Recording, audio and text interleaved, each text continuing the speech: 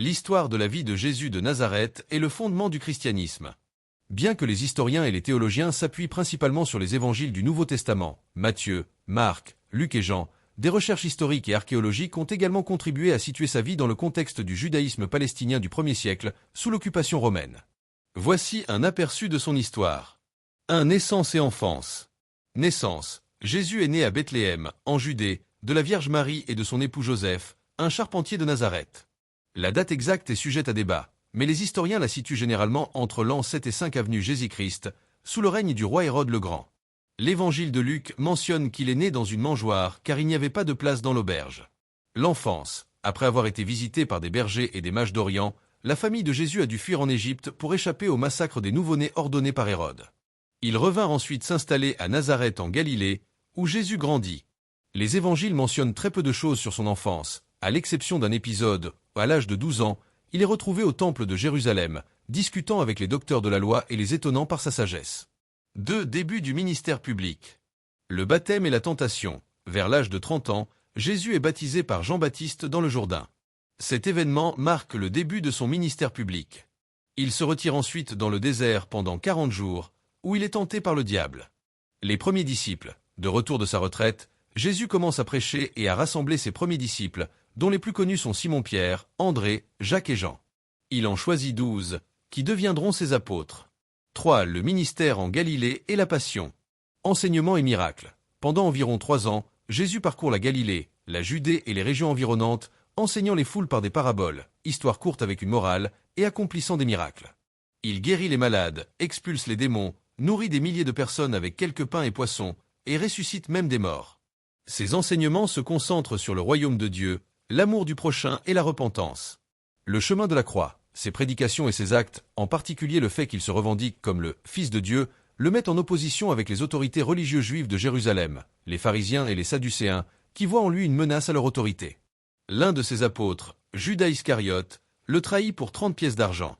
L'arrestation et le procès. Jésus est arrêté dans le jardin de Gethsémanée, puis jugé par le Sanhédrin, le tribunal juif. Les prêtres et les anciens l'accusent de blasphème. Ensuite, il est remis au gouverneur romain, Ponce Pilate. Bien que Pilate le considère innocent, il cède à la pression de la foule qui exige sa crucifixion. 4. La crucifixion et la résurrection. La crucifixion. Jésus est flagellé, coiffé d'une couronne d'épines et forcé de porter sa croix jusqu'au Golgotha, près de Jérusalem. Il est crucifié entre 2 criminels. Selon les évangiles, il meurt après quelques heures. Un homme riche, Joseph d'Arimathie, obtient de Pilate la permission de récupérer le corps de Jésus et le dépose dans un tombeau neuf. La résurrection. Le 3e jour après sa mort, des femmes qui se rendent au tombeau le trouvent vide. Un ange leur annonce que Jésus est ressuscité. Par la suite, il apparaît à plusieurs reprises à ses disciples et à d'autres personnes, prouvant sa résurrection. Cet événement est la pierre angulaire de la foi chrétienne. La vie de Jésus, telle que racontée dans les évangiles, est perçue par les chrétiens comme le récit de la venue du Messie, le Fils de Dieu, qui est venu sauver l'humanité du péché par sa mort et sa résurrection. Après la résurrection de Jésus, la suite de son histoire, telle que rapportée dans le Nouveau Testament, se concentre sur les actions de ses apôtres et la naissance de l'Église chrétienne. Cette période est principalement décrite dans le livre des Actes des Apôtres. L'Ascension et la Pentecôte. L'Ascension. Après sa résurrection, Jésus a continué d'apparaître à ses disciples pendant 40 jours, leur enseignant le royaume de Dieu et les préparant à leur mission. Il leur a ordonné de ne pas quitter Jérusalem et d'attendre la venue du Saint-Esprit. 40 jours après sa résurrection, devant ses apôtres, Jésus est monté au ciel, marquant la fin de sa présence physique sur terre. La Pentecôte. 10 jours après l'Ascension, lors de la fête juive de la Pentecôte, les disciples étaient réunis à Jérusalem. Le Saint-Esprit est descendu sur eux sous la forme de langues de feu. Remplis de cette force divine, les apôtres se sont mis à parler d'autres langues, permettant à des personnes de différentes nations présentes à Jérusalem de les comprendre. C'est le début de l'Église chrétienne. La mission des apôtres et la fondation de l'Église. La prédication de Pierre. Fortifié par le Saint-Esprit, l'apôtre Pierre a prononcé un puissant discours devant la foule, expliquant que les événements qu'il voyait étaient l'accomplissement des prophéties. Ce jour-là, environ 3000 personnes se sont converties au christianisme et ont été baptisées. Cet événement est souvent considéré comme le véritable acte de naissance de l'Église. L'évangélisation et les miracles. Les apôtres ont continué de prêcher l'Évangile, la bonne nouvelle, de Jésus-Christ à Jérusalem et dans les régions environnantes. Ils ont accompli de nombreux miracles au nom de Jésus, comme des guérisons d'infirmes et des expulsions de démons, ce qui a attiré de plus en plus de disciples. L'expansion du message et l'ère de Paul. La conversion de Saul, Paul. Le christianisme a rapidement fait face à l'opposition des autorités juives. L'un des persécuteurs les plus fervents était un homme du nom de Saul de Tarse. Alors qu'il était en route pour Damas pour arrêter des chrétiens, il a eu une vision de Jésus ressuscité. Cet événement a bouleversé sa vie. Il est devenu un fervent partisan du Christ, changeant son nom en Paul et devenant le plus grand missionnaire du christianisme auprès des non-juifs. Les voyages missionnaires. Paul a entrepris plusieurs voyages à travers l'Empire romain, de la Syrie à la Grèce en passant par la Turquie actuelle, prêchant, fondant des communautés chrétiennes et rédigeant des lettres aux jeunes églises pour les instruire et les encourager. Ces lettres, appelées les Épîtres de Paul, constituent une part importante du Nouveau Testament. Le Concile de Jérusalem. Face aux questions sur l'intégration des non-juifs, païens, dans le christianisme, un concile s'est tenu à Jérusalem. Les apôtres ont décidé qu'il n'était pas nécessaire pour les non-juifs de se conformer à toutes les lois juives, comme la circoncision, pour devenir chrétiens, ce qui a ouvert la voie à une expansion rapide et massive du christianisme. L'ère des persécutions et la montée de l'Église. Après la mort des apôtres et la diffusion du message chrétien, la suite de l'histoire n'est pas celle d'une croissance paisible, mais d'une lutte acharnée pour la survie et la consolidation de la foi. Les persécutions romaines. Initialement tolérées comme une secte juive, les chrétiens se sont rapidement distingués et ont été perçus comme une menace par l'Empire romain. Leur refus de sacrifier aux dieux romains et d'adorer l'empereur était vu comme un acte de sédition. Des persécutions sporadiques et brutales ont éclaté, souvent de manière localisée, sous des empereurs comme Néron, qui a blâmé les chrétiens pour le grand incendie de Rome en l'an 64, ou Dioclétien, qui a mené l'une des plus violentes persécutions au début du IVe siècle. Les chrétiens ont été arrêtés, torturés et mis à mort, souvent dans les arènes, devenant ainsi des martyrs. La consolidation de la doctrine. Malgré la persécution, les communautés chrétiennes se sont organisées. Des évêques ont été établis pour diriger les congrégations, et des synodes, réunions d'évêques, ont été tenus pour affirmer une doctrine commune. C'est durant cette période que la formation du canon du Nouveau Testament a commencé, avec la reconnaissance des évangiles et des épîtres comme textes sacrés. L'Église a dû faire face à des hérésies, des croyances qui s'écartaient des enseignements des apôtres, ce qui a forcé les penseurs chrétiens à clarifier leur foi.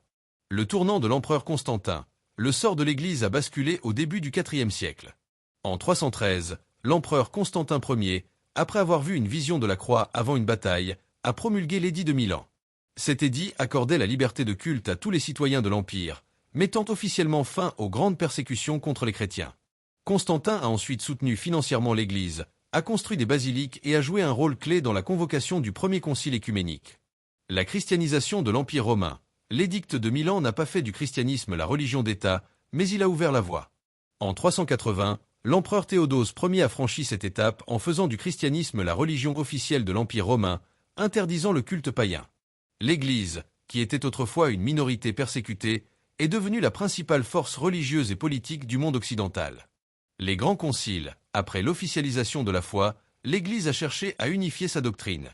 Les grands conciles, comme celui de Nicée en 325, ont été convoqués pour trancher les débats théologiques majeurs, notamment sur la nature de Jésus-Christ.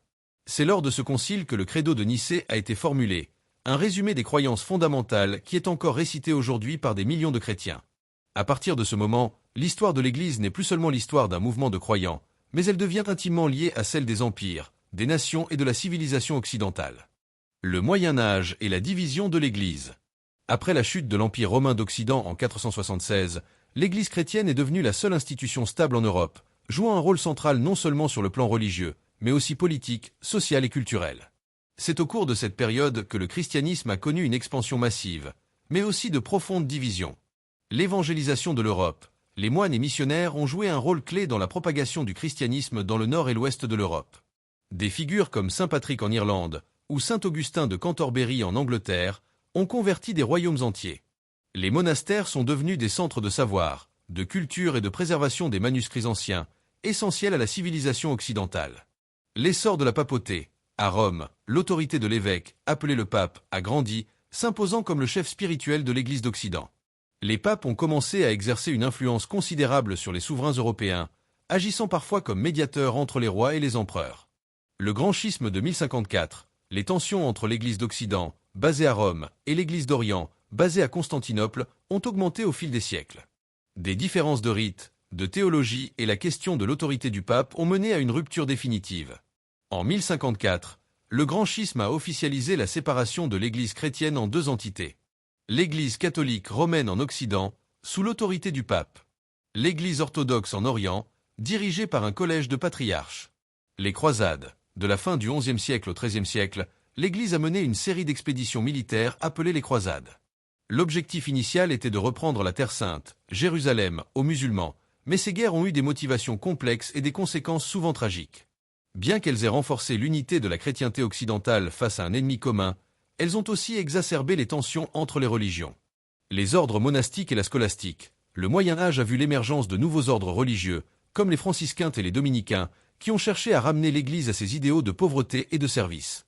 Parallèlement, des théologiens comme Thomas d'Aquin ont développé la scolastique, un mouvement intellectuel visant à réconcilier la foi chrétienne avec la philosophie grecque antique, marquant un âge d'or de la pensée religieuse. Cette période a donc façonné le christianisme en une force structurée et hiérarchisée, mais a aussi posé les jalons des divisions futures. Si le contenu vous a plu, n'oubliez pas de vous abonner, de laisser un commentaire et d'activer la cloche pour ne rien manquer.